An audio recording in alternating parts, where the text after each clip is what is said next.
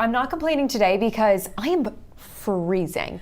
So the newsroom as a whole is very, cold. very cold. I would argue, especially the weather corner, sometimes people will walk by and see me completely like wrapped in a blanket. Well, I know y'all always are freezing in there. Oh yes, so you also, Bailey, might have been freezing if you walked outside today. I was. Because our high temperatures, quite chilly. For most of us, we only got high temperatures in the 50s for today. A couple of us only got into the upper 40s. So even though it was still cool yesterday, I feel like today was one of those days where you felt that really big change from earlier in the week. We have almost no cloud cover across the state right now, which is going to help our overnight low temperatures be on the chilly side as well.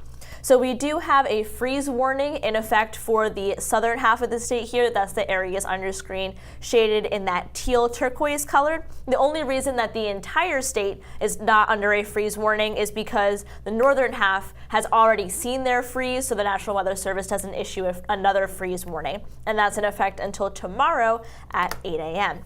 Therefore, our overnight low temperatures for most of us will be in the upper 20s and low 30s, so a very cold night. But then we do start to warm up as we get during the day tomorrow. Most of us end up being around 60 degrees or so.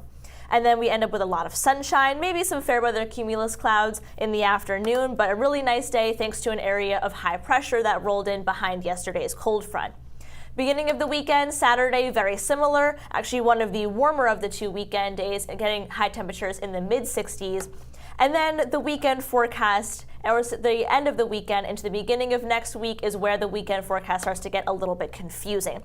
The reason for that is this area of low pressure. It's a nor'easter. It'll come up the coast during the latter half of the week. And the big question here is just how far north does this system get?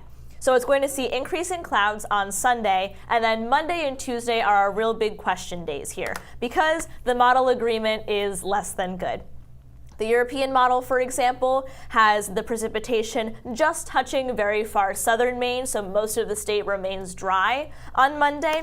But the GFS has been steadfast with keeping precipitation throughout nearly the entire state. So we have to watch very closely the exact placement of this area of low pressure because it's going to have a big impact on our forecast, particularly Monday and Tuesday. So we'll be watching it throughout the rest of the week and as we get into the weekend. And temperature trend shows temps are going to be at or below average for much of the next 7 days, so the 80s that we had earlier in the week, likely a thing of the past. Marine forecast sees 2 to 4 feet. Our ocean temperature right now is 56, so getting a little chilly there.